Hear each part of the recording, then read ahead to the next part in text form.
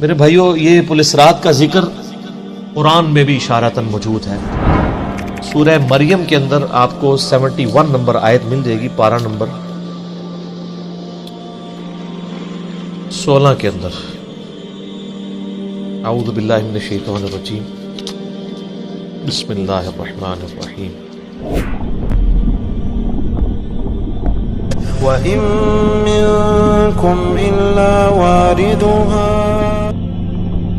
اور کوئی بھی تم میں سے ایسا نہیں ہے مگر یہ کہ اسے دوزخ سے گزرنا پڑے۔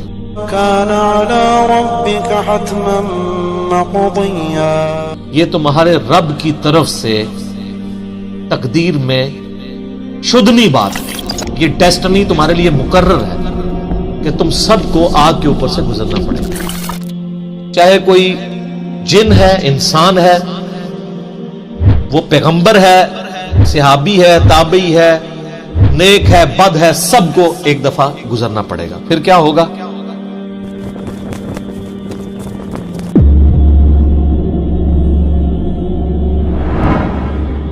ثُمَّ نُنَجِّي الَّذِينَ اتَّقَوْا وَنَذَرُ الظَّالِمِينَ فِيهَا جِثِيًّا، پھر ہم نجات دے دیں گے اہل تقوی کو، اور جو ظالم ہیں ان کو گھٹنوں کے بل اسی دوزخ میں رہنے دیں گے۔ وَلِعَوْذُ بِاللَّهِ تَعَالَى اللہم اجرنا من النار، آمین۔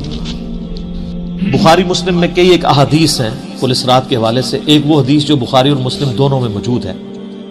اللہ کے محبوب صلی اللہ علیہ وآلہ وسلم فرماتے ہیں کہ قیامت والے دن اللہ تعالیٰ جہنم کے دونوں سروں پہ ایک پل رکھے گا، یعنی جہنم کو پار کرنے کے لیے ایک بہت بڑا پل رکھے گا۔ بخاری مسلم کے الفاظ ہیں، سب سے پہلے میں اپنی امت کو لے کے اس کے اوپر سے گزروں گا، اور اس کے بعد باقی انبیاء بھی اپنی امت کے لوگوں کو اپنے ساتھ لے کر گزریں گے، اور ہر رسول کی زبان پہ سمیت میرے رب سلم رب سلم رب سلم ہوگا۔ اے اللہ سلامتی فرمانا، اے اللہ سلامتی فرمانا، اے سلامتی فرمانے والے رب سلامتی فرمانا۔ اب نماز کے بعد بھی مسلم شریف میں دعا ہے نا، اللہم انت السلام ومنک السلام تبارک یا ذا الجلال والاکرام، سلامتی۔ اور نبی الاسلام فرماتے ہیں یہ کلام بھی صرف انبیاء کر رہے ہوں گے، انبیاء کے علاوہ کسی کو کلام کرنے کی اجازت بھی نہیں ہوگی۔ آپ ویسے کہتے رہیں کہ ہمارے بزرگ جو ہیں وہ پھڈا ڈال کے بیٹھ لیں گے کہ میں اپنے مرید لے کے جانے لیں گے۔ بخاری مسلم کہتی ہے کہ انبیاء کے علاوہ سب کی زبانیں ہوں گی گونگ، سوائے اس کے کہ وہ کہیں گے رب سلم رب سلم رب سلم۔ پھر نبی الاسلام فرماتے ہیں کہ بخاری مسلم کے الفاظ ہے کہ جب لوگ پولیس رات سے گزر رہے ہوں گے نا، تو پولیس رات کے دونوں جانب آنکڑے لگے ہوئے ہوں گے، جس طرح کے کانٹے ہوتے ہیں، اور وہ گزرنے والوں کو زخمی کر رہے ہوں گے، اور اٹھا اٹھا کے مجرمین کو دوزخ میں پھینک رہے ہوں گے۔ جیسے کرین کی آپ سمجھیں کہ وہ آگے کرین سے وہ چیزیں اچک کے پھینکی جاتی ہیں نا، تو نبی علیہ السلام فرماتے ہیں اس طرح وہ اچک کر جہنمیوں کو اس پل سے گزرتے ہوئے اچک کر پھینک رہے ہوں گے جہنم میں۔ اور نبی علیہ السلام نے یہ بھی فرمایا، بخاری مسلم کے الفاظ ہیں کہ ہر شخص اپنے اعمال کے مطابق گزر رہا ہوگا۔ کوئی سورین کے بل گھسٹتا ہوا جا رہا ہوگا، آپ سر اس منظر کو امیجن بھی نہیں کر سکتے۔ یہاں تو کہتے ہیں لوگ جو کچھ بھی ہے تیرے محبوب کی امت سے، تو وہ امت کون سی ہے جو گزر رہی ہوگی؟ وہ آپ ہی لوگ ہیں، ہم لوگ ہی ہیں۔ اللہ تعالیٰ سلامتی کے ساتھ ہمیں گزار دیں، آمین۔ آپ علیہ السلام فرمایا کہ بعض لوگ جو ہیں وہ یعنی تیز رفتاری سے گزر رہے ہوں گے، بعض گھسٹ کے اپنے اعمال کے مطابق گزر رہے ہوں گے، اور پھر لوگ کٹ کے دوزخ میں گر رہے ہوں گے۔ بخاری مسلم کے الفاظ ہیں، اس پل سے کٹ کے دوزخ میں گر رہے ہوں گے، پھر وہ دوزخ میں رہیں گے یہاں تک کہ اللہ تعالیٰ ان کے لیے کوئی فیصلہ فرما دے۔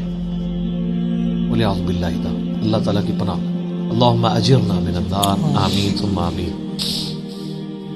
صحیح مسلم میں ایک حدیث ہے، ابو سعید خدری کہتے ہیں کہ ہمیں یہ بات بھی پہنچی ہے کہ وہ پل جو ہے وہ تلوار کی دھاڑ سے زیادہ تیز اور بال سے زیادہ باریک ہوگا۔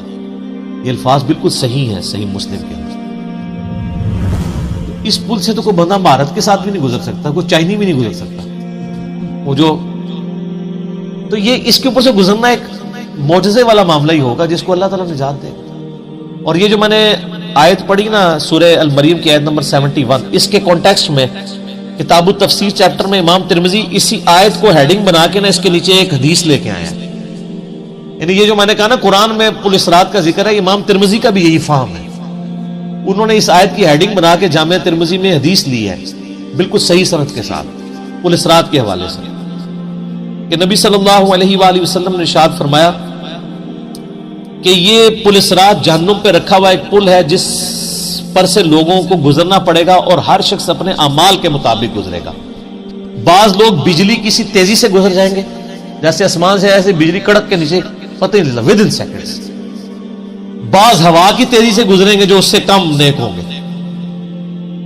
بعض گھوڑ سوار یا اونٹ سوار کسی تیزی سے گزریں گے، بعض بھاگتے ہوئے گزر جائیں گے، اور بعض جو ہیں وہ پیدل چلتے ہوئے، اور بعض سرین کے بل گھسٹتے ہوئے. سر اتنا لمبا پل، پتہ نہیں کتنی مسافت ہے.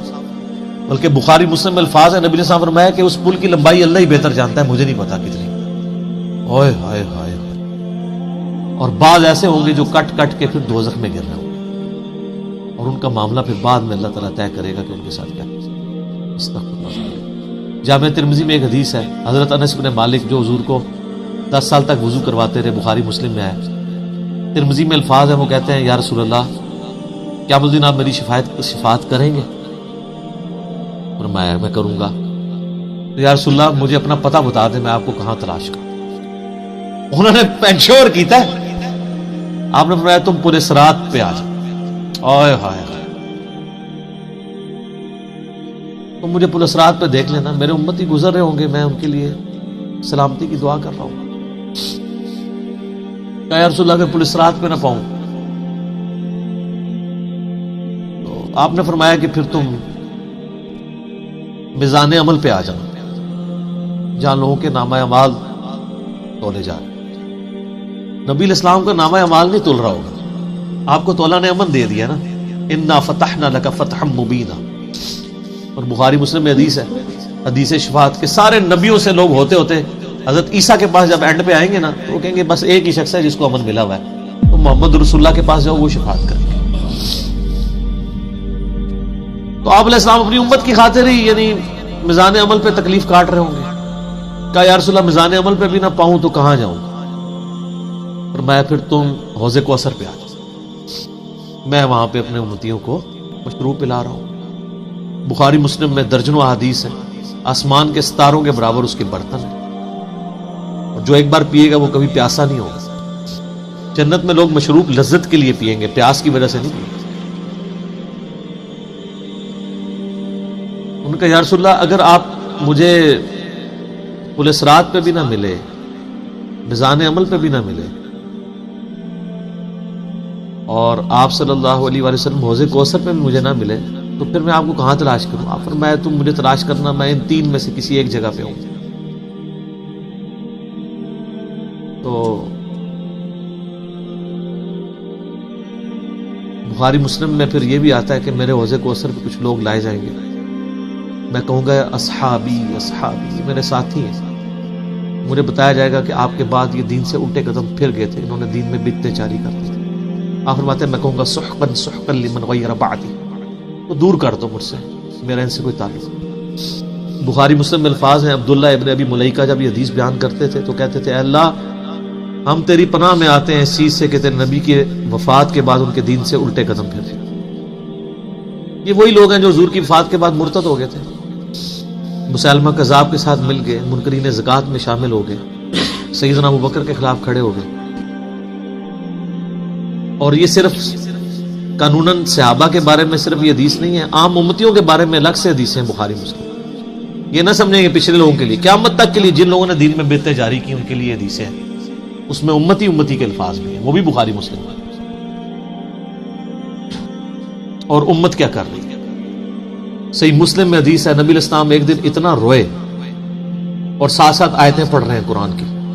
پہلے آپ نے سورہ ابراہیم کی وہ آیت پڑھی جس کا ترجمہ یوں ہے کہ ابراہیم علیہ السلام کہتے ہیں اے اللہ شیطان نے کتنے لوگوں کو بہکا دیا،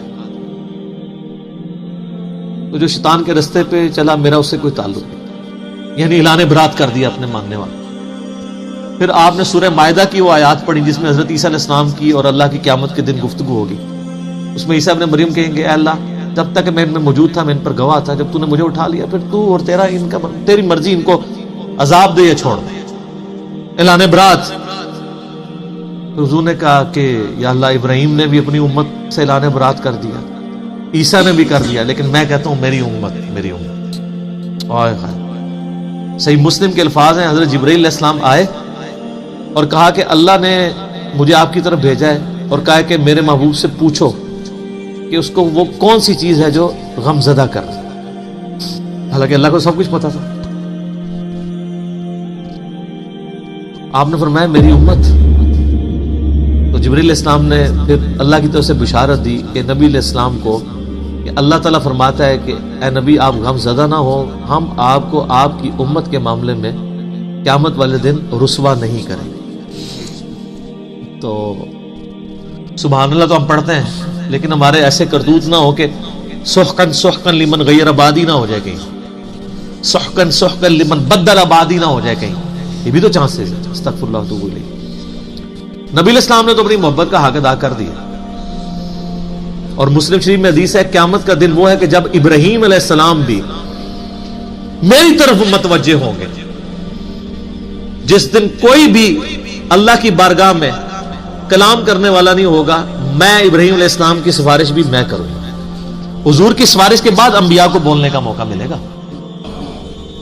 اسی پہ وہ اعلیٰ حضرت کا شعر ہے نا, وہ جہنم میں گرا ان سے جو مستغنی ہوا, ہے خلیل اللہ کو حاجت رسول اللہ.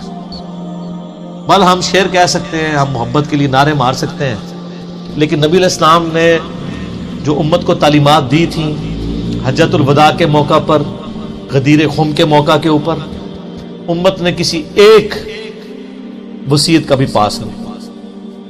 اب ایک دردناک ٹاپک ہے, جتنی مرضی بات کی جائے نہ ختم ہونے والی ہے. بس اس کو اسی پہ کنکلوڈ کرتے ہیں کہ اللہ تعالیٰ قیامت والے دن ہمیں اپنی رحمت کاملہ سے اپنے محبوب صلی اللہ علیہ وآلہ وسلم کی شفاعت کے ساتھ قیامت کی ساری ہولناکیوں سے بلا حساب و کتاب جنت میں داخلہ عطا فرمائے. آمین ثم آمین.